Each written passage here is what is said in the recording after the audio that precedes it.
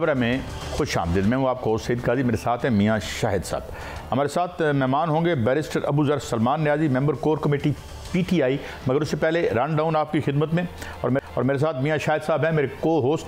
हुकूमत और PTI के दरमियान मुज़ाकरात जारी हैं। इस हवाले से कुछ बात क्लैरिटी नहीं आ रही। जिस तरह हम एक स्टालिन के ज़माने में शो ट्रायल्स का सुनते थे, तो क्या ये शो नेगोशिएशंस हैं? क्योंकि कुछ लोग कहते हैं फैसले कहीं और होने हैं, अडियाला में से होने हैं या फिर किसी और जगह से। इस हवाले से रहनुमाई लेंगे जनाब सलमान नियाज़ी साहब से। मुज़ाकरात के दूसरे दौर के आगाज़ पर सज़ाओं की माफ़ी क्या एक इंदिया है, एक इशारा है, क्या कहानी है? आज 19 लोगों को जिनकी 2-2 साल कैद थी और 6-6 महीने शायद रहती थी, या उनकी जो है माफ़ी होगी। मिलिट्री कोर्ट्स का फैसला 9 मई मुकदमात के फैसलों को भी क्या मुतासर करेगा? 9 मई पे अब भी एडमेंट हैं मुस्लिम लीग नून और दीगर इदारे कि इसका कुछ ना कुछ नतीजा निकाल के रहेंगे। और उधर इंटरनेशनली अफगान तालिबान जो है वो क्या TTP को बतौर प्रॉक्सी इस्तेमाल कर सकते हैं? मेरे साथ मौजूद है जनाब barrister Abu Zar Salman Niazi. Thank you very much for your precious time. Sir, क्या उम्मीद है आपको, और क्या जो एक मैंडेट है इस हुकूमत के पास?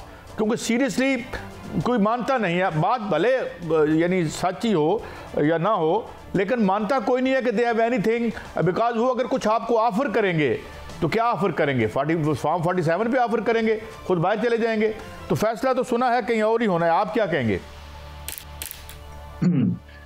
देखिए कादी साहब, आई हेट टू से दिस, लेकिन जाहिरी बात है इस हुकूमत जो है ये एक ऑल्दो पाकिस्तान इज डेमोक्रेसी, लेकिन जो हुकूमत है ये अवाम का जो असली चेहरा है उसकी नुमाइंदा नहीं है। ये एक फॉर्म 47 जो है उसकी बदौलत एक स्टोलन मैंडेट के थ्रू जो सारी कारस्तानी जो है 8 फरवरी की आपके सामने है, उसके थ्रू इनको 17 सीटों से लेके जिस तरह पहुंचाया गया, इनको सिंपल मेजॉरिटी दी गई, वो सबके सामने है। ये बिल्कुल फशा है हर चीज। तो इस वजह से जो इस गवर्नमेंट की लेजिटिमेसी है वो क्वेश्चनेबल है, डूबियस है। और क्या इनके पास पावर भी है कि ये कुछ दे सकें या हमसे नेगोशिएट कर सकें? या सवाल होता है कि ये वहां से फैसला होगा? जैसे एक तो पावर सेंटर आपका अडियाला में है जो कैदी नंबर 804 है इमरान खान साहब, और जब अगर मुज़ाकरात में कोई पेशरफ्त हुई जिसमें हमारी 2 मेन डिमांड्स हैं जिससे हम बात स्टार्ट कर रहे हैं, और तो हमारी ज़्यादा हैं, जैसे पॉलिटिकल प्रिजनर्स की रिहाई जो है, और साथ उसके कमीशन जो है 9 मई का हो, और या 26 इस्लामाबाद मैसेकर का, जलियांवाला बाग जो हुआ इस्लामाबाद में, उसका। हमारी ये डिमांड्स हैं। अगर इस पर कोई पॉजिटिव डेवलपमेंट होती है तो फिर आगे बात चलेगी। और ये 31 की तारीख इस वजह से दी गई है ताकि कुछ आपके पास इतना टाइम हो, जो रीजनेबल टाइम हो कि ये जो सारी चीजें, जाहिर बात है सारे प्रिजनर्स आज की तारीख में तो नहीं निकल सकते। यहाँ पे कोई फरमान तो जारी होना नहीं है। हम तो आइन कानून की बात करते हैं, अदालतों के थ्रू ही होना है, लेकिन गवर्नमेंट की इंटरफेरेंस उसमें खत्म हो एग्जीक्यूटिव की या अदारों की, और अदालतें अगर इंडिपेंडेंटली फैसला करें तो सारे लोग बाहर आ जाएंगे। और जहां तक उसमें थोड़ा सा टाइम लग सकता है, और साथ साथ कमीशन बनाने में भी थोड़ा टाइम लग सकता है। तो इस वजह से ये टाइम है। अगर तब तक कुछ डेवलपमेंट नहीं होती, थोड़ी सी भी नहीं होती, तो फिर तो ये फायदा नहीं है करने का। फिर तो जाहिर बात है हम उसी पोजीशन पे वापस आ जाएंगे। साहब, आज बानी PTI ने वहां पर जेल में गुफ्तगू की है और उन्होंने कहा है कि मीडिया से गुफ्तगू की है। उन्होंने कहा है कि मैं बनीगाला शिफ्ट हो सकता हूं अगर तमाम सियासी कैदी जो हैं वो उनको रिहा कर दिया जाए। अगर ऐसा होता है तो कैदी जो है आज रिहा भी हुए हैं, उनकी सजा माफ़ भी हुई है, यह सिलसिला जारी रहता है, तो क्या बानी PTI वो ऑफर कबूल कर लेंगे जो वो कहते हैं कि ऑफर हुई है, और दूसरी जानब हुकूमत की जानब से कहा जा रहा है कोई ऑफर नहीं हुई? तो फिर इसका मतलब है कि बानी PTI बनीगाला शिफ्ट होने को तैयार है? देखिए, पहली बात है जो सियासी कैदियों की बात है, जिनकी खान साहब ने कहा मेरे से ज्यादा इंपॉर्टेंट वो लोग हैं, वो एक उनकी पार्टी के वर्कर्स हैं, सपोर्टर्स हैं, प्लस उसकी उनकी पार्टी की जो लीडरशिप है उसमें वो लोग भी हैं। जैसे डॉक्टर यास्मीन राशिद साहिबा है, शाह महमूद कुरैशी साहब हैं, एजाज चौधरी साहब, उमर चीमा, मियां महमूद रशीद, और बहुत सारे लोग जो जेलों में हैं।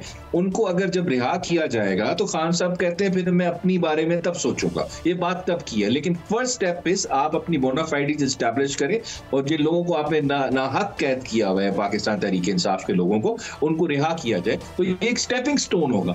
उसके बाद फर्दर अगर डेवलपमेंट होती है, नेगोशिएशन आगे जाती है, तो फिर कुछ हो सकता है। लेकिन फिलहाल तो पहली कंडीशन ये है कि इन लोगों को रिहा किया जाए। खान साहब तो अपनी बारी आगे रख भी नहीं रहे, वो सबसे पीछे हैं। पहले सब रिहा होंगे, आखिर में खान साहब की बात होगी कि उन्होंने क्या फैसला करना है, किस तरह आगे जाना है। अच्छा नियाजी साहब, ये फरमाइए कि मैं एक यानी बैड ओमन के तौर पे बात कर रहा हूँ, एक गलत पॉसिबिलिटी की बात कर रहा हूँ या एक बदशगुनी की, अगर नहीं होता 31 गुजर जाती है तो किन ऑप्शंस पे आपकी टॉप लीडरशिप गौर कर रही है?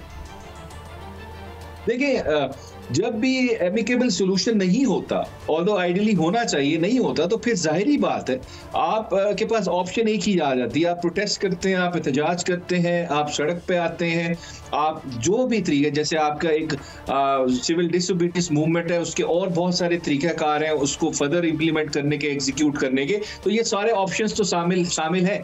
हम सिर्फ ये दिखाना चाह रहे हैं कि हम बातचीत भी कर सकते हैं, लेकिन क्या वो बातचीत जो है वो हुकूमत के ऊपर डिपेंड करता है, उनको सीरियसनेस शो करानी पड़ेगी, और ये जो बयानात हैं इनके मिनिस्टर्स के खासकर, उनको देना बंद करना पड़ेगा। कि जैसे ख्वाजा आसिफ साहब एक नॉन सीरियस किस्म की स्टेटमेंट दे देते हैं, फिर अता कारड साहब दे देते हैं, तो इन चीजों से गुरेज करना पड़ेगा, और अब they have to offer something to the PTI. Abuzar साहब, आज मुज़ाकरात का पहला दौर जो है वो मुकम्मल हो गया है, और अभी जो खबर सामने आई है वो ये है कि अगला एक हफ्ता जो है वो, उसमें अगले हफ्ते जो है वो तीसरा दौर होगा। अगर 31 जनवरी जो है वो आखिरी डेडलाइन है, तो फिर तो दिन थोड़े रह गए हैं। क्या आपको लगता है कि अगले हफ्ते में हुकूमत पॉजिटिव जवाब देगी और मुज़ाकरात जो हैं वो कंप्लीट हो जाएंगे 31 तक? देखिए, एक महीना अभी तो है, अभी तो आज आपको पता 2 तारीख है, तो एक महीना टेक्निकली है, और बहुत सारी अगर डेवलपमेंट्स हो जाती हैं तब तक, तो फिर जाहिर बात है वो चीज़ आगे भी जा सकती है, लेकिन डिपेंड करेगा क्या कार्रवाई हुई, क्या नेगोशिएशन हुई और कितनी उसमें डेवलपमेंट हुई इस महीने के अंदर 31 तारीख तक। अगर कोई पॉजिटिव डेवलपमेंट होती है, जाहिर बात है फिर ये चीज़ें दोबारा रिकंसिडर कर सकते हैं कि जी और टाइम दे दें थोड़ा, इसको फर्दर हम कंसिडर कर लेते हैं। तो ये तो सब डिपेंड करेगा डेवलपमेंट क्या होती है। फिलहाल तो हुकूमत का हमें रवैया, अभी जो मीटिंग्स हैं 2 उसमें तो ठीक लगा, लेकिन ये ऑल डिपेंड्स के what they have to offer, क्योंकि वो भी एक बड़ी वीक पोजीशन में, आपको पता है मैंडेट, मैं शुरू में कह दिया, स्टोलन मैंडेट की बेनिफिशियरी है, वो स्टेटस को के बेनिफिशियरी है, 26वीं आईनी तरमीम के बेनिफिशियरी हैं। तो आप देखें इस हुकूमत को ये किस हद तक जा सकती है, क्योंकि ये अगर हमें कुछ भी मिलता है कानून के मुताबिक, तो ये हुकूमत तो अपने इसको अपना नुकसान समझेगी, क्योंकि ये तो खुद एक ला के बिठाए गए हैं, जो इनको लेके आए हैं, उन्होंने जो करना है, बातचीत करनी है, मैंने शुरू में बात कर दी थी। वह हम यही समझना साहब, आज इमरान खान साहब ने एक मीडिया से गुफ्तगू किया और बड़ी वहाँ उन्होंने एक बात की, बड़ी बात की है। उन्होंने कहा है कि ट्रंप का हुकूमत हमारी हुकूमत है, वो इसलिए कि वो मेरे हक में थे, और अगर वो मेरे हक में बयान देता है तो फिर खुश आइंद होगा। तो क्या आप समझते हैं कि अगर ऐसा होता है, और बानी पीटीआई खुद कह रहे हैं, तो बानी पीटीआई के बयानिए को इससे नुकसान नहीं होगा? नहीं, देखें, ये बहुत सारे लोग बात करते हैं, लेकिन मैं थोड़ा सा समझा दूं, तहरीक इंसाफ का खासकर अमेरिका के बारे में जो मौक़िफ़ है वो अभी भी वही है जो पहले था। लेकिन अगर कोई भी वेस्टर्न वर्ल्ड की सुपर पावर या यूनाइटेड नेशंस या इंटरनेशनल ऑर्गेनाइजेशन जो पाकिस्तान जिनका सिग्नेटरी है, जिनके साथ उनके फॉरेन रिलेशनशिप्स हैं, हम उनसे बहुत सारी चीज़ें लेते हैं, जैसे यूएस एड हो गया, तो उनकी एक रिस्पॉन्सिबिलिटी बनती है, वो ये बनती है कि बहुत सारे जितने भी ममालिक हैं उनमें जमहूरियत, rule of law, fundamental right. Barrister साहब, आपने वजाहत कर दी बड़ी सराहत के साथ। जाहिर है ये एक बड़ी एक पॉजिटिव बात है कि वो सपोर्ट तो करते रहे, मगर हम आपका एक इंडियन स्टैंस है। बहुत शुक्रिया जनाब बैरिस्टर अबू ज़र सलमान नियाज़ी साहब हमारे साथ थे। नाज़रीन, हमें ज्वाइन किया है रहनुमा मुस्लिम लीग नून जनाब इख्तियार वली खान साहब। Thank you very much Khan साहब, आपने हमें वक्त दिया। हुज़ूर, हम यही गुफ्तगू कर रहे हैं कि आज फिर कोई पेशरफ्त होती है, फिर पीछे एक बात जो बार बार कही जाती है, जिस तरह आपने सुना होगा ना, जो वो शो ट्रायल हुआ करते थे कभी स्टालिन के ज़माने में, तो ये शो नेगोशिएशंस हैं, कहा जाता है फैसले किसी और ने कहीं और होने हैं, डील कहीं और तय पानी है, ये एक्सरसाइज इन फ्यूटिलिटी है। कैसे रिस्पॉन्ड करेंगे इस एक राय के ज़मन में जनाब खान साहब? Thank you very much. कई साहब देखें, कहीं और की अगर बात हो तो फिर वहाँ पे तो ये तरले करके थक गए, कहीं और की अगर बात हो तो वहाँ पे तो ये मिन्नतें करके थक गए।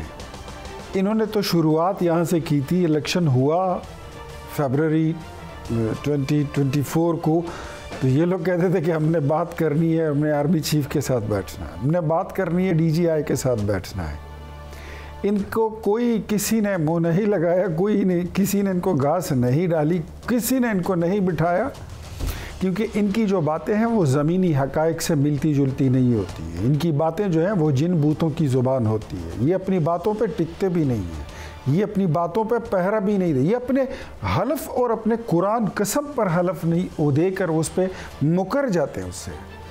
तो फिर इख्तियार वली साहब, आप तो कह रहे हैं कि ये तरले कर रहे हैं, लेकिन आज इमरान खान साहब ने गुफ्तगू की है मीडिया से, उन्होंने कहा है कि मुझे ऑफर आई, उन्होंने कहा कि मुझे ऑफर आई कि बनीगाला। ये बात जरा मुकम्मल कर लें, बात मुकम्मल कर लें, फिर मियां साहब आप पूछिएगा सवाल। जी जी, बात मुकम्मल करें वली खान साहब। मुशाहिदुल्लाह खान ने कहा था कि आप रोते हुए हमारे पास आओगे, जब ये अपने गुरूर, तकब्बुर और रऊनियत के ये अपने पीक्स पर थे ना, तो हमने इनको बोला था कि तुम रोते हुए आओगे, हमारे पास ही आओगे। और ये वाकई में ये मुज़ाकरात का दिन है। मैं ज़्यादा जोर नहीं दूंगा, लेकिन इतना कहूँगा कि रोते हुए हमारे पास आए हैं। जी वहाँ पर बैठ के जिस तरह ये रोना रो रहे हैं ना। जी जी, इख्तियार वली साहब, मैं पूछना चाह रहा था कि आप फरमा रहे हैं कि तरले कर रहे हैं, हम इनको सीने से लगाएंगे। और जो आपने पूछा ना, जो आपने पूछा कि फैसले, नो, ये बैठेंगे, बात करेंगे with in certain limit of decency, with in certain limit of law, constitution, तो इनको सुना भी जाएगा और इनको इनकी बात मानी भी जाएगी। बट वन जब ये अपने कद से बात बड़ी करेंगे, ये कॉन्स्टिट्यूशन से बात बड़ी करेंगे, ये पाकिस्तान के जोग्राफियाई और नजरियाती सरहदात से निकल कर बात करेंगे, तो इनकी बात कोई नहीं मानेगा। जी मियां साहब, आप सवाल करें। जी जी मियां साहब पूछिएगा आप। लेकिन इख्तियार वली साहब आपने फरमाया कि वो तरले कर रहे हैं, उनकी बात किसी ने नहीं मानी और तरले नहीं माने। आज बानी पीटीआई ने गुफ्तगू की मीडिया से, उन्होंने कहा कि मुझे ऑफर आई कि बनीगाला शिफ्ट जो है वो कर दिया जाएगा, मैंने उनकी ऑफर कबूल नहीं की। और फिर उन्होंने कहा कि एक ऑफर ये भी आई कि 3 साल सियासत से अलग हो जाए, मैंने वो भी ऑफर कबूल नहीं की। लेकिन उन्होंने साथ ये भी कहा कि अगर सियासी कैदी छोड़ दिए जाएं तो मैं ये ऑफर कबूल कर सकता हूं। तो सर, ऑफर तो हुकूमत की तरफ से या कहीं और से आ रही है? खान साहब ने पहले ये भी कहा था कि मैं शहबाज शरीफ पर केस कर रहा हूं और इनको मैं कोर्ट में लेके जा रहा हूं। क्या हुआ? खान साहब ने ये भी कहा था, जब हमने कहा कि आपने शौकत खानम के पैसे जुए में लगा दिए कसीनो में और आप जुआ भी हार गए, इन्होंने कहा मैं कोर्ट में लेके जाऊंगा। ख्वाजा आसिफ को लेकर गए। ख्वाजा साहब ने कहा था, ये इमरान साहब ने कहा था कि मैं इनकलाब लाऊंगा, 50 लाख घर भी बनाऊंगा। कहाँ गए? खान साहब अपनी बात करके मुकर जाते हैं। ये खुद को ऑफर दे रहे हैं, ये हमारी जहन में ये बात डाल रहे हैं, ये कौम की जहन में और इस्टेब्लिशमेंट जो भी मुक़्तदिर कुव्वतें हैं, अदलिया ले लें, पार्लिमान ले लें, सबके जहनों में ये बात कान में डालना चाहते हैं कि मतलब कोई ले दे कर लो, कोई सियासी 10-15 बंदे छोड़ दो और मैं हाउस अरेस्ट के लिए तैयार हूँ। एक बात मैं आपके शो में ज़िम्मेदारी के साथ कहता हूँ, we have never been offered, कभी भी इनको ये ऑफ़र नहीं की गई कि आप हाउस अरेस्ट के लिए चले जाएं या आप पेशावर की जेल में मुंतकिल हो जाएं। ये बात मैं आज से 4 दिन पहले मैंने ट्वीट की थी और ये मैं दलील, मंतक और सबूत और ज़िम्मेदारी के साथ बता रहा हूँ। ये इनकी अपनी ख्वाहिश है, हम इनकी ख्वाहिश का जायज़ा लेंगे। तो मैंने आपको पहले ही बात कर दी थी कि with in certain limit of law. अच्छा, मैं खैर वली खान साहब, मेरा लास्ट क्वेश्चन आपसे, पाकिस्तान की आइडियोलॉजी देखें, सुना जाएगा। अगर इतनी हार्ड लाइन आप ले रहे हैं, देखें आपकी पार्टी के लीडर भी जो हैं वो अंदर होते रहे, उन पर भी ये इल्ज़ामात लगते रहे, बड़े ख़तरनाक त्यारा गिराने का भी इल्ज़ाम था और न जाने क्या क्या था, सज़ा भी हो गई थी जब यहाँ से क्लिंटन ने खैर उन निकाला था यहाँ से। तो ये अगर पोजीशंस लेंगे तो फिर तो बीच में कोई रास्ता निकलता नजर नहीं आता अगर इतनी एक्सट्रीम पोजीशंस हैं। सर देखें ना, उसके भी फिर रास्ते हैं। एक तो आपने तैयारी की बात की, आप भी दिल पे हाथ रख के बताइए, नवाज शरीफ तैयारा अगवा करने की पोजीशन में था? नहीं, इसको कहते हैं झूठा केस। तैयारा अगवा वो एक मनगढ़ंत केस था।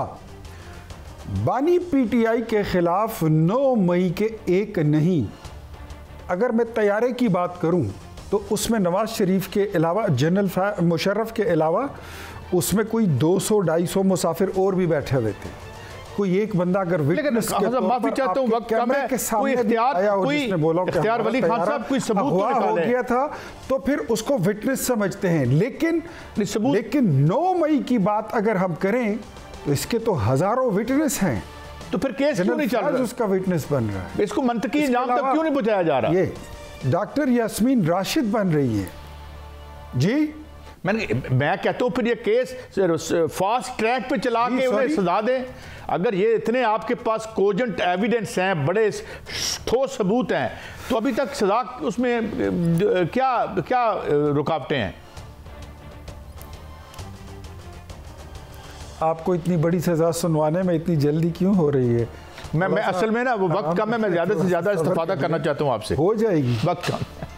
चले इख्तियार वली खान साहब, बात बात मुकम्मल करें। मुख्तसर है कि अगर आपने लहसुन नहीं खाई, अगर आपने प्याज नहीं खाई तो आपके मुंह से बू नहीं जाएगी। इमरान खान ने अगर जुर्म नहीं किया तो सबूत कढ़े, रसीदा कढ़े। चले यही हम दोनों से जुर्म नहीं किया तो आप, हम दोनों से दरख्वास्त करते हैं इख्तियार वली खान साहब, आपके कैंप से भी और उनसे भी, अगर आपके पास कुछ है तो सामने लाएं, और अगर खान साहब के पास जो चीज़ें हैं वो अगर सामने ला सकते हैं। इस वक्त वो अजीब सी पोजीशन में, डिफ़िकल्ट पोजीशन में। एक ब्रेक है, ब्रेक के बाद दोबारा हाजिर होते हैं। बहुत से अहम मौज़ूआत है। मिलिट्री कोर्ट्स का फैसला, अफ़गान तालिबान क्या TTP को बतौर प्रॉक्सी इस्तेमाल कर सकते हैं या कर रहे हैं, इस पर बात करेंगे। हमारे साथ रहिए।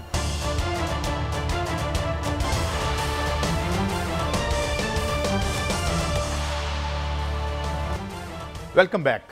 नाज़रीन, ने ज्वाइन किया है सीनियर तजिया निगार, एंकर और एक यानी कानूनी एक्सपर्ट भी हम उन्हें कहेंगे, क्योंकि ये भी इनका एक पेशा रहा है। मुनीब फारूक साहब हमारे साथ हैं। Thank you very much Munib Farooq साहब। मुनीब फारूक साहब, एक बड़ी ही मैं ये कहूँगा कि एक तकलीफ़देह सिचुएशन में वतनी अजीज़ मुब्तला है। आज दौर एक मुकम्मल हुआ मज़ीद गुफ्तगू का, और हम ये बार बार सवाल पूछते हैं कि क्या जो हम बयान सुनते हैं, अभी मेरे साथ इख्तियार वली साहब खान साहब थे, उनकी प्रेस कॉन्फ्रेंस के बारे में भी सुना, बड़ी हार्ड हिटिंग थी। कहीं से दूर दूर तक नहीं लग रहा था कि कोई बर्फ़ पिघल रही है, या ये जो दूसरी पार्टी हुकूमत है इसका कोई इंडिया है इसका। तो क्या है लेटेस्ट? कोई इसमें से ब्रेक थ्रू होती नज़र आती है, और फैसला क्या इन मीटिंग्स में होगा या कहीं और होगा? मुनीब साहब। बहुत शुक्रिया काजी साहब। देखिए, गुजारिश ये है कि इन मीटिंग्स के अंदर तो चलें, कम से कम फैसला छोटी मोटी बातों तक तो होगा। शायद जुडिशल कमीशन जो 26 नवंबर 2024 है उसके हवाले से शायद हुकूमत मान जाए, या वो कोई इसमें एक मामला हो जाए। जो चीज़ नई तब्दील हो रही वो 9 मई के हवाले से पाकिस्तान की एस्टेब्लिशमेंट की पोजीशन है। इमरान खान साहब को आज भी उसी चश्मे से देखा जाता है, और तहरीक इंसाफ को भी। और आज चंद दोस्त एक बड़ी शदीद गलतफहमी का शिकार हुए। उन्हें लगा कि ये कोई सिग्नल है पाकिस्तान की फौज की जानिब से कि चंद लोगों की सजाएं माफ की गई हैं। ये एक बड़ा स्केड्यूल की चीज़ थी, और ये पहले भी आम तौर पर होता है कि 2 साल तक जिनकी सजाएं हों, अगर वो कैद में कुछ अरसा काट चुके हैं तो बाकी ईमानदार जो उनकी सजा है 5 या 4 महीने, वो माफ़ कर दी जाती है, और उनको अब ये माफ़ी दे दी गई है। बाकी सजाएं उनमें भी रिमिशन हो सकती है, लेकिन वो कम होती है। अगर किसी की 10 साल है तो 8 साल हो जाएगी, ज़्यादा से ज़्यादा 8 साल तक रह जाएगी, या 7 साल है तो 5 साल या 4 साल हो जाएगी। इससे ज़्यादा और कोई बहुत बड़ा रिलीफ नहीं मिल सकता। लेकिन जो पोजीशन अनचेंज्ड है वो है 9 मई के मनसूबा साजों या मुबैना मास्टरमाइंड्स के हवाले से। तो एक बात तो बड़ी क्लियर है कि ये मसला अभी तक वहीं पर है। ये मुज़ाकरात कोई बहुत बड़ी अनयूजुअल डेवलपमेंट नहीं ला पाएंगे पाकिस्तान की सियासत के अंदर। ये तो मैं आपको खबर की बुनियाद पर आपके सामने अर्ज कर रहा हूँ। अच्छा, ये फरमाइए मुनीब साहब कि अभी ये तो supreme court, do correct me if I am wrong, कि क्या ये अभी सुप्रीम कोर्ट की तरफ से फाइनल हातमी डिसीजन भी तो नहीं आया? ये जो कोर्ट्स हैं मिलिट्री, तो ये वहाँ पर तो मेरे ख्याल में जो कॉन्विक्ट्स हैं उनको उम्मीद तो होती है वहाँ वो सिचुएशन को तब्दील कर सकते हैं कि इख्तियार तो उनके पास है। आप कैसे देखते हैं? बिल्कुल दुरुस्त बात है काजी साहब, आपने इसकी दुरुस्त निशानदेही की है कि अभी सुप्रीम, ये जितनी भी सजाएं हुई ये कंडीशनल है या कंटिंजेंट है उस फाइनल आउटकम से जो सुप्रीम कोर्ट के अंदर मामला ज़ेरे इल्तवा है। लेकिन अगर आप उस बुनियादी चीज को एड्रेस करें तो देखिए मेन मामला तो यही था, जिन शिकों को कलअदम करार दिया गया सुप्रीम कोर्ट के एक फैसले की जानिब से जिस तरीके से, तो उन्हीं शिकों के ऊपर तो इनको सजाएं हुई हैं। सुप्रीम कोर्ट का कंडीशनली अलाउ कर देना और फिर ये अज्यूम करना हमारा कि जी अब से 1 महीने बाद जो फाइनल आउटकम आएगा तो वो कहेंगे अच्छा नहीं हमने तो कंडीशनली अलाउ किया था, अब आप रिवर्स कर दें सब कुछ, वो जरा अनयूजुअल सा नजर आता है मेरे नजदीक। मुझे लगता है कि शायद ये एक मुनीर साहब, आज बारी पीटीआई ने एक मौक़िफ़ इख्तियार किया है और उन्होंने कहा है कि जो अगर कैदियों को छोड़ा जाएगा तो वो बनी गाला शिफ्ट होने को तैयार हैं। साथ उन्होंने ये भी कहा कि ऑफ़र आई थी मैंने कबूल नहीं की और इसलिए कबूल कर रहा हूँ करने को तैयार हूँ कि अगर तमाम कैदियों को छोड़ा जाए। तो आज कैदियों को छोड़ा भी गया है और ये खबर भी आई है। तो क्या कोई ऐसी पैगाम रसानी हो रही है या उन्होंने बड़ा सख्त मौक़िफ़ जो है उससे पीछे भी हटे हैं? देखिए मैं आपको सिर्फ इतना अर्ज कर सकता हूं कि 9 मई के हवाले से ये जो आज एक जिन लोगों को पार्डन मिला है, माफ की गई है 5-5, 6-6 महीने की जो सजा का उनका टाइम रह गया था, अगर किसी की 2 साल सजा है तो रह तो आप पीछे 1.5 साल से तो वो कैद थे, अब रह गया था पीछे 5-6 महीने तो उनको माफी दी गई है। लेकिन मैं दोबारा अर्ज कर रहा हूँ कि उसका ताल्लुक किसी तरह की मुज़ाकराती टीम या मुज़ाकराती टेबल से नहीं है। जो पोजीशन पहले थी आज भी वही है और वो पोजीशन क्या है, वो पॉलिसी है पाकिस्तान की मुक्तदरा की एस्टैब्लिशमेंट की टुवर्ड्स इमरान खान साहब, उसमें कोई तब्दीली आज तक की तारीख तक नहीं आई है। और जितनी भी बातें कही जा रही हैं वो सिर्फ अजम्पशंस के ऊपर बेस कर रही हैं। मुझे समझ नहीं आती कि हमारे दोस्त शायद अपनी वो जोशे खिताबत में या जो एक ख्वाहिश है उसकी तकमील के अंदर वो अपने फैक्ट्स को शायद चेक नहीं करते, वेरएज जो फैक्ट्स हैं वो इसके बिल्कुल ऑपोजिट हैं। अच्छा मुनीब साहब, एक और एंगल से मैं आपसे बात पूछना चाहूंगा। मुनीब साहब, जनरल फैज हमीद के हवाले से खबरें आ रही हैं कि उनका ट्रायल जो है वो जल्द मुकम्मल होने वाला है और इस हवाले से ज़ाहिर है ट्रायल मुकम्मल होगा तो कोई सज़ा या उनको माफ़ किया जा सकता है या उनको बरी किया जा सकता है। उसमें बाजवा साहब का जिक्र बार बार आ रहा है कि बाजवा साहब जो है उनको भी बुलाया जा सकता है और वो सुल्तानी गवाह भी बन सकते हैं। क्या आपको नज़र आ रहा है कि कब तक ये ट्रायल मुकम्मल होगा और अगर ट्रायल मुकम्मल होता है तो क्या होने वाला है? आप क्या इसमें आपकी खबर है सर, और इस हवाले से गाइड कीजिएगा। देखिए बड़ा ये क्लियर है कि फैज हमीद साहब का मामला बहुत लंबा अरसा तो नहीं चलेगा, मेरे ख्याल में चंद हफ्तों तक ये मामला पाया तकमील तक पहुंच जाएगा। देखिए उसके हवाले से जो दावा है पाकिस्तान की फौज का, क्योंकि फौजी ट्रायल हो रहा है, वो तो ये है कि इसके वाज़े नुक्ते इमरान खान साहब से मिलते हैं। मैं हमेशा अर्ज करता हूँ, आज भी यही कहूंगा कि वो फैक्ट्स मेरे सामने नहीं है। मुझे ये पता है कि जो खबर दी गई है या खबर है कि जी वो क्लेम बहुत बड़ा है, उसके मैंने आप तक पहुंचा दिया, लेकिन मैं उसे इंडिपेंडेंटली वेरीफाई इसलिए नहीं कर सकता कि वो एविडेंस मेरे सामने नहीं है। बहुत से नुक्ते जोड़े जा रहे हैं, बहुत सी चीजों का ताल्लुक बहरहाल इमरान खान साहब से निकलता भी है। अगर आप 2022 के आखिर की हालात को देखें तो वाज़े तौर पर इमरान खान साहब का और फैज हमीद साहब का एक कनेक्शन नजर आता है, लेकिन उन नताइज के बाद फैसला क्या आएगा और वो इमरान खान साहब के साथ कितना जुड़ेगा, ये एक बहुत बड़ी और अहम डेवलपमेंट है। अच्छा मुनीब साहब, मैं चूँकि एक तालिब इल्म के तौर पर ये मैं आपसे पूछना चाहूँगा कि ये इस बात में बाई एंड लार्ज एक कंसेंसस है कि वतन अजीज़ की जो मैशत है वो वेंटिलेटर पे लगी हुई है और वेंटिलेटर का नाम IMF है। भले हम जितनी मर्जी उड़ान करते रहें, क्या कोई ऐसी सीरियस सोच भी पाई जाती है? क्योंकि लगता है कि मुतारब फरीकैन जो हैं वो फौरी नौइयत के मफादात के असूल में इतने मगन हैं कि लॉन्ग टर्म सोच कोई नहीं रहा। तो कोई सीरियस कोई होप कि भाई इस काम को आगे चलाना है, प्रॉफिटेबल यूनिट्स बेचने के चक्कर में उधर नीचे वारदात बारीक चली जा रही है, IPPs चले जा रहे हैं, तो क्या कोई सोच है कि यार इस मुल्क को ट्रैक पे लाना है, ठीक करना है? देखिए चाहे एस्टैब्लिशमेंट जनरल राहील शरीफ साहब की हो, कमर जावेद बाजवा साहब की हो, या जनरल आसिम मुनीर साहब की हो, या जनरल कियानी साहब की हो, देखिए कहा तो यही जाता है और बात यही सामने आती है कि जी मुल्क के साथ तो वो बहुत मुहिब वतन है और मुल्क की बेहतरी चाहते हैं, मुआशी तौर पर मुल्क को गर्दाब से निकालना चाहते हैं। देखिए आज की तारीख के अंदर आज जब हम मौजूद हैं तो बहुत से जो आर्मी चीफ आए उनके अपने मुख्तलिफ मामलात थे, उनकी अपनी मुख्तलिफ प्रेफरेंसेस थी, कुछ के अपने ज़ाती या माली मफादात भी शायद होंगे बहुत से मामलात के अंदर। लेकिन आज जो थोड़ा डिफरेंस नजर आता है वो ये कि जनरल आसिम मुनीर साहब के हवाले से कोई ऐसी बात नजर नहीं आती, कोई आपको ऐसे कैरेक्टर्स नजर नहीं आते, या कोई प्रॉपर्टी का काम कर रहा है, कोई कुछ और कर रहा है। यहाँ तो बात पाकिस्तान की तरक्की के हवाले से हो रही है, और जो बात सामने आ रही है वो यही कि जी उसके मामले में बड़ा सीरियस है वो, और जो टर्न अराउंड है मैक्रो इकोनॉमिक वाइज वो तो खैर छोटा मोटा नजर भी आ रहा है।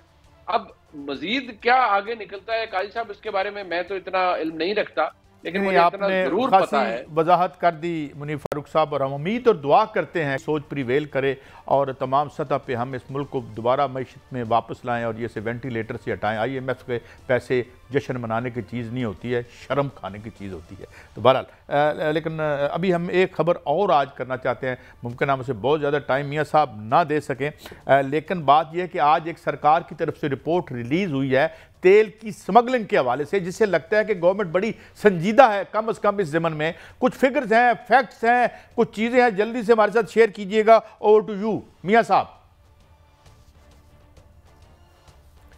देखिए काजी साहब, एक रिपोर्ट जो है वो तहकीकाती सामने आई है जिसमें बताया गया है कि ईरान से जो तेल की स्मगलिंग होती थी वो कितना बड़ा वॉल्यूम था और उससे मुल्की ख़जाने को कितना नुकसान पहुंचा है, और वो जो स्मगलर थे वो कहां कहां से तेल जो है वो पाकिस्तान में ईरान से लाते थे और स्मगल करते थे, और ये पैसा कहां जाता था, क्या ये पैसा जो है वो दहशतगर्दी की वारदातों में भी इस्तेमाल हुआ, ये भी उस रिपोर्ट में लिखा गया। और उस रिपोर्ट में होशरुबा इंकशाफात ये किए गए हैं कि ईरान से सालाना 2 अरब 80 करोड़ लीटर पेट्रोल जो है वो स्मगल होता था, और ये भी उसमें कहा गया है कि जिससे कौमी खजाने को 227 अरब रुपए का नुकसान पहुंचा है।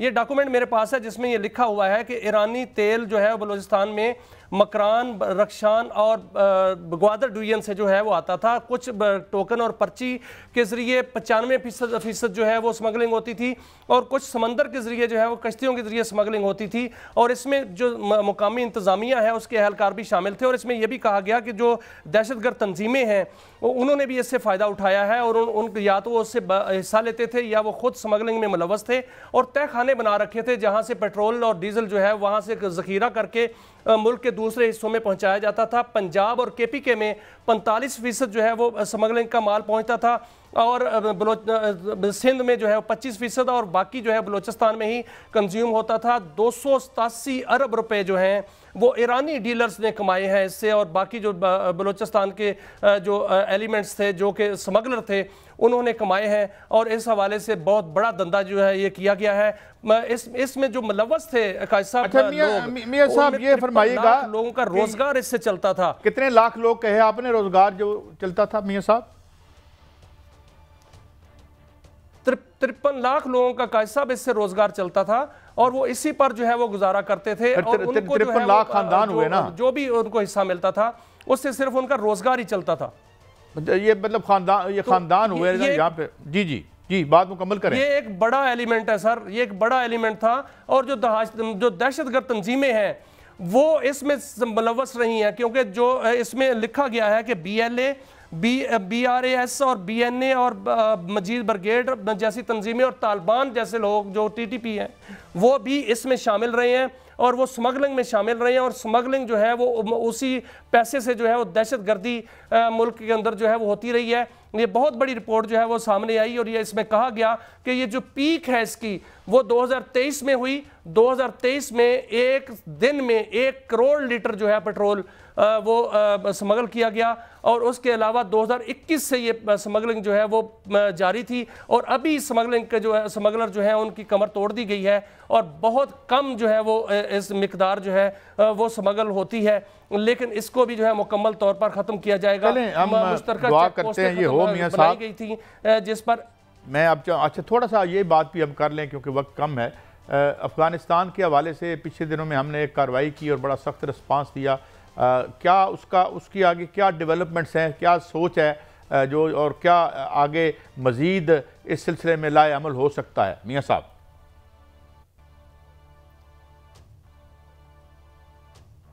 देखें काजी साहब, ये जो खबरें आई थी आ रही हैं बल्कि वाह खान पर कब्ज़े की, ये बिल्कुल गलत खबरें थीं, और इस हवाले से जो अफ़गानिस्तान है, पाकिस्तान ने तो हमेशा अफ़गानिस्तान की अबूरी हुकूमत से बातचीत की है कि वो वहाँ पर जो है वो ना सिर्फ अमन कायम करें बल्कि वहाँ अपनी रेट भी कायम करें और वहाँ पर जो दहशतगर्दों के कैंप्स हैं उनको वहाँ से उखाड़ा जाए और पाकिस्तान के अंदर जो वहाँ से दहशतगर्दी आती है उसको ख़त्म किया जाए। लेकिन अबूरी हुकूमत ने आज तक इस पर तवज्जो नहीं दी, जबकि वहाँ से दरअंदाजी जो है वो पाकिस्तान में जो है ज़रूर की गई, जिसका दंदान शिकन जवाब ज़रूर दिया गया है। जो वाखान का इलाका है काजी साहब, वहाँ से वो कॉरिडोर जो है वो चीन के साथ मिलता है और जो अफ़गान तालिबान है, अफ़गान हुकूमत वो कहती है कि हम चीन से उस पर तजारत करेंगे, लेकिन चीन की जानिब से बहुत से तहफ़्फ़ुज़ात हैं।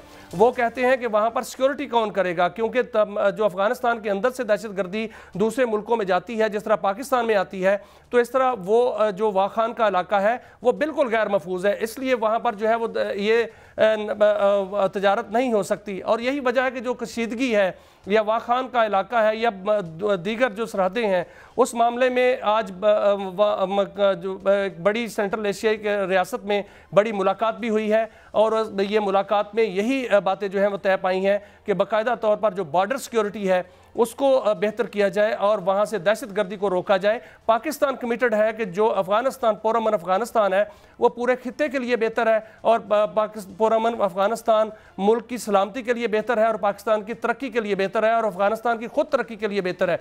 लेकिन अफ़गानिस्तान की अबूरी हुकूमत ने आज तक इस पर तवज्जो नहीं दी और यही वजह है कि अक़वाम आलम भी इसमें जो है वो पाकिस्तान के मौक़िफ़ के साथ हाँ में हाँ मिलाता है और मौक़िफ़ की तईद करता है। और यही आज जो मीटिंग बड़ी मीटिंग हुई उसमें अफ़गानिस्तान के जो सेंट्रल एशिया में भी कुछ नेबरिंग मुल्कों के सरबराहान से भी कोई इस सिलसिले में बातचीत या गुफ्तगू हो रही है, ये भी इसकी बाज़गश्त भी हमें सुनाई दे रही है। तो गोया सीरियसली इसको टेकअप किया जा रहा है कि ये ज़ाहिर है ये अफ़गानिस्तान के अपने मफाद में भी है कि वहाँ से ना टेररिस्ट इधर आ सकें और ना यहाँ पे कोई किश्त खून हो। तो आपको लग रहा है कि कोई ना कोई पॉजिटिव आउटकम हो सकता है इन मुलाकातों का और इस डेवलपमेंट का? काजी साहब, ये जो दहशतगर्द हैं और ख्वारिज हैं ये सब के लिए ख़तरा है और इस हवाले से बहुत बड़ी पॉलिसी बन रही है और सेंट्रल एशियाई रियासतों में भी एक मीटिंग जो है वो एक रियासत में हुई है, बहुत बड़ी मीटिंग हुई है जिसमें एंटी तालिबान पॉलिसी जो है वो बन रही है। ये सिर्फ पाकिस्तान के लिए ख़तरा नहीं है, ये सेंट्रल एशियाई रियासतों के लिए भी ख़तरा है, चीन के लिए भी ख़तरा है और जो जितने भी इस खित्ते के ममालिक हैं सब के लिए ख़तरा है, क्योंकि जो दहशतगर्दाना कार्रवाइयाँ हैं उसका असर पूरे खित्ते पर पड़ता है। पाकिस्तान में आप देखें CPEC का मनसूबा, बहुत बड़ा मनसूबा चल रहा है और ग्वादर एयरपोर्ट जो है वो फंक्शनल होने जा रही है, ग्वादर सी पोर्ट जो है वो फंक्शनल होने जा रही है। अब जब ये तमाम एक्टिविटीज़ चलेंगी तो दहशतगर्दी और एक्टिविटीज़ तो साथ साथ नहीं चल सकती। इनको ख़त्म करने के लिए अब हम जो है वो आपने जो कॉन्फ्रेंस हुई थी यहाँ पर पाकिस्तान के अंदर, वहाँ पर भी ये बात की गई थी कि जो सेंट्रल एशियाई रियासतें हैं तजारत बहुत शुक्रिया मियां साहब, आज वक्त हो चला, बस इतनी बात करते हैं कि ये कम से कम ये जो लाइफ लाइन है ये स्मगलिंग के सिलसिले में जो दहशतगर्दों तक भी जाती है और रिपोर्ट में ये भी लिखा गया है कि और भी लोग इसमें मुलव्वस हैं। जिस तरह से आज FIA की एक रिपोर्ट छपी थी कल जिसमें 30 लोगों को ये ट्रैफिकिंग में, ह्यूमन ट्रैफिक, इन पे हाथ डालें, इसी तरह अमन होगा और माशी दहशतगर्दी के खात्मे की कोशिश करें। इजाज़त दीजिए, अगले हफ्ते फिर मिलेंगे। अल्लाह हाफिज़।